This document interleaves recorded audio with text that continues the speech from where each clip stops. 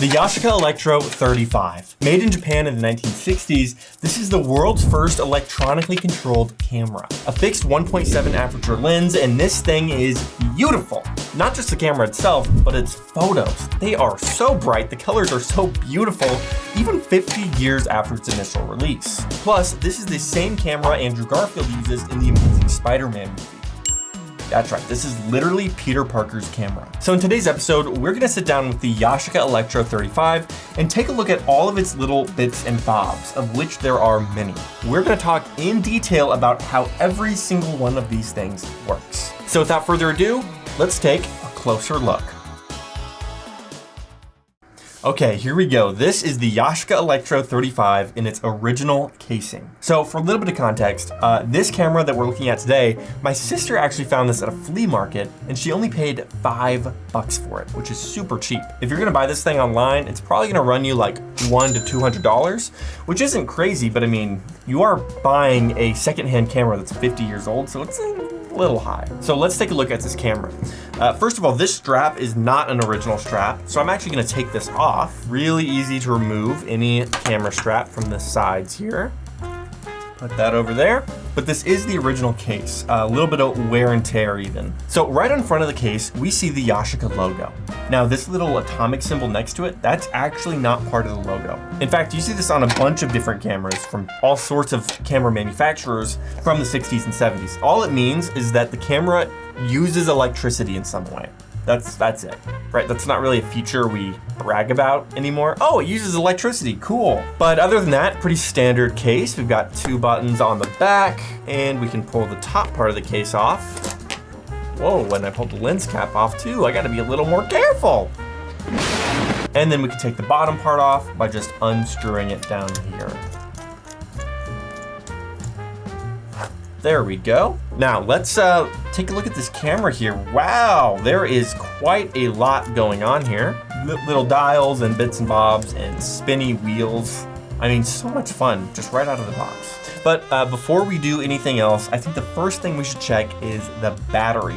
In fact, we have a big red button here that says battery check. And what that's actually gonna do is light up this little window up here. Hopefully you can see that. And if it lights up, that means your battery's working for now. If it doesn't light up, your battery's dead. But it's just one color, it's just green. So if your battery's about to die, there's no way to tell. So maybe carry a spare battery if you're gonna start using this camera. But to actually insert the battery, we will go to the bottom of the camera here, and really quick detour here, you'll notice the previous owner has carved his name into the bottom of the camera. Looks like it might have been a Mr. Bill Downey? Anyways, this is the battery slot right here.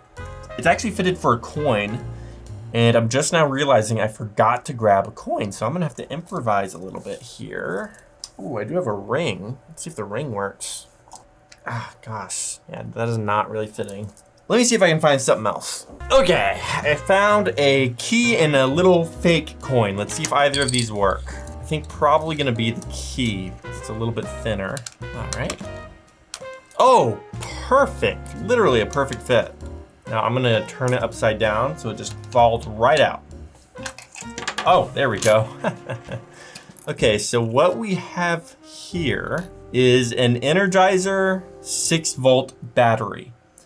That is not what this camera originally used. So this camera actually used a mercury battery, which were made illegal as of the year 2000.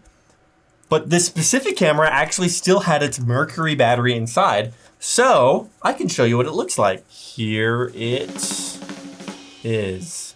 The original mercury battery that was inside this camera. I don't really want to touch it because it has this like blue dust on it when I opened up the camera. So yeah, let's wrap that up. If you buy one of these cameras and it has a mercury battery in it, do not throw it away. You have to take it to a recycling plant to properly dispose of it. Pretty annoying. Anyways, we can still see some of the blue dust on here. I don't even really want to touch it. Check that out. I mean, that is blue. Anyways, obviously I'm not using a mercury battery anymore. So what I've done here is I essentially found, whoa, almost lost a spring. What I've done here is I found this 3D print on the internet, and that is what houses the little Energizer battery. And then on the other end, you just pop in a little spring from a ballpoint pen. Just like that, whoa. And then this is what goes into the camera. Just drop it in there. Whoa, there we go. And I'm gonna try and screw this in right away.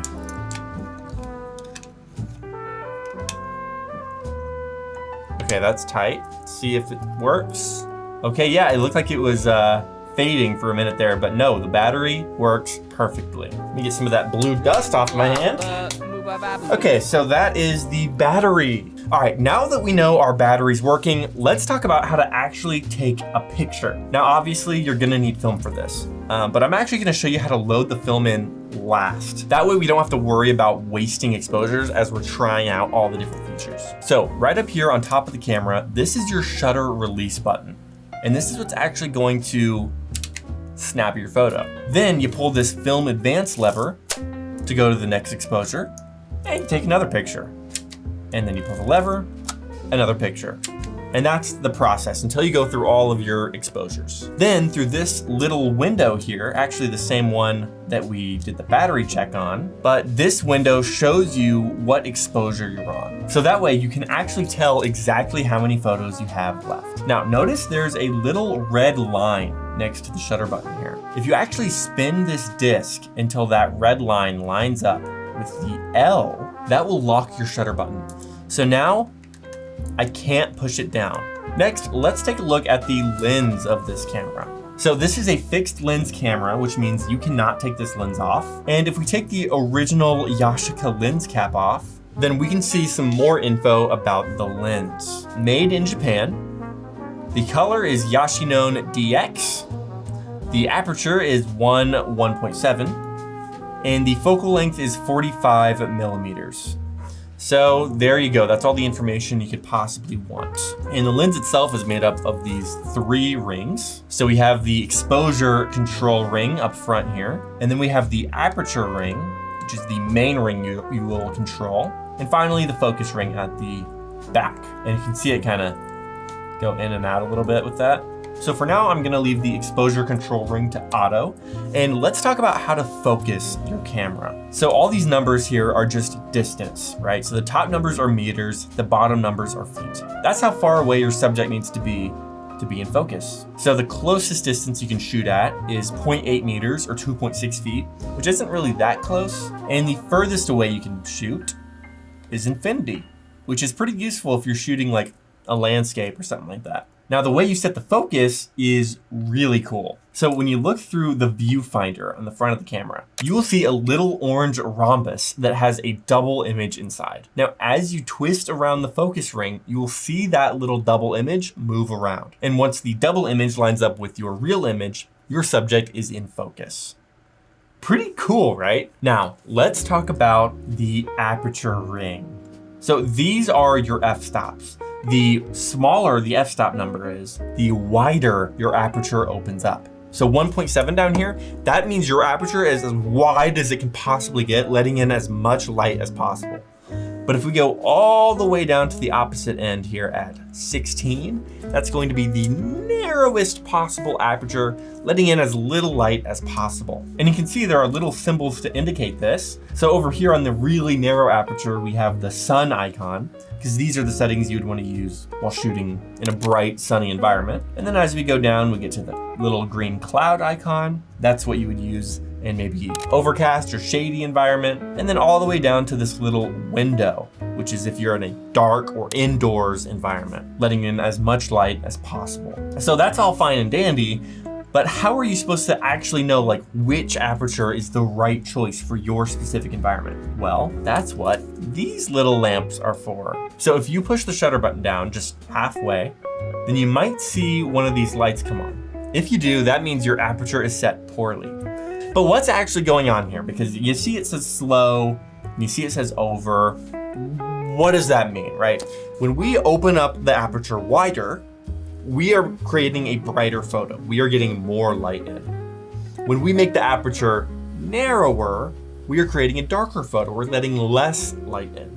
But the camera can offset that with shutter speed. Think about it. If you have a super duper narrow aperture, but it opens and closes very slowly, then you're still gonna get a bright photo. So this camera will do that. It will literally slow down the shutter speed to make sure your photo looks great no matter what your aperture is set to. So in a situation like this, the reason it's saying slow right now is because the shutter speed is so slow that your photo will be blurry unless you have it on a very stable surface, right? Now, on the other hand, if you are shooting with a super duper wide open lens and your camera's saying, whoa, whoa, whoa, that is too much light, let's make it darker, then the camera will increase the shutter speed. So the Yashica Electro specifically, it can go at 1/500th of a second. Can't go any faster than that. So once it hits that limit, it's gonna say overexposed. I literally cannot do anything to make your photo darker.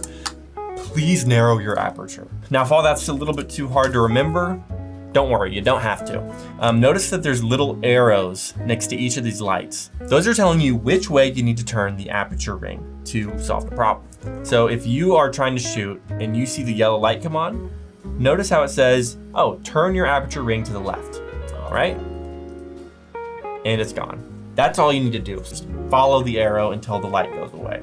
And up here next to our aperture ring, we actually have a self timer switch. So when we push this thing all the way down and then hit our exposure, you hear that? It's telling us go get ready for the photo, it's coming. There it was, it just took the photo. Or it would have if there was any film in here. Super cool that this old camera has a self timer. That is so sick. Imagine you're in a very bright environment. Let's say you're on the beach and you have your camera set to the narrowest possible aperture you can do, but it's still saying overexposed. Okay, it's still saying, whoa, this is too bright. What do you do in that situation? Well, in that case, the only real option is to put a shaded filter on the front of your lens. So that'll literally just darken everything you shoot. But that leads to a logical next question. What about super dark environments? So let's say you're in a super dark environment and you try and set your aperture to be as wide as possible, but then it still says slow. Well, this is when we would change our exposure ring. So I could switch it over to B for bulb mode or manual mode. And what that's gonna do is when I push down the shutter button, it's gonna open up the aperture. And when I let go of the shutter button, it's gonna close the aperture. So let's try it out. Open, close. You hear that? Let's try that one more time. Open, close. And just for a refresher, I'm gonna go back to automatic mode here. And let's see if we can distinctly hear it open and close. Whoa, okay, so I did, but it was super duper fast. All right, so I have it set to the narrowest possible aperture, and I'm literally covering up the little window here. So this should be a super duper slow exposure. All right, ready? Let's listen. Open. Close. Wow, did you hear how long that took? Yeah, that is definitely going to need to be on the tripod. But in bulb mode, we could go forever. We could hold it open all day if we wanted to. It'll never close. Now, boom.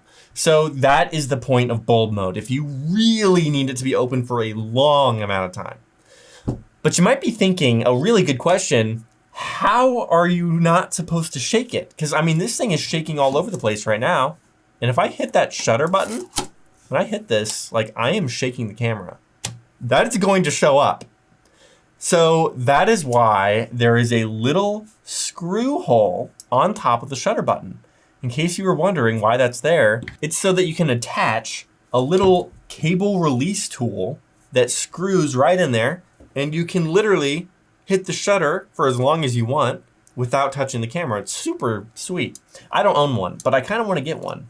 But there are problems with that, because with the shutter that slow, your camera needs to be still, but also your subject needs to be very still, or else they're gonna look blurry.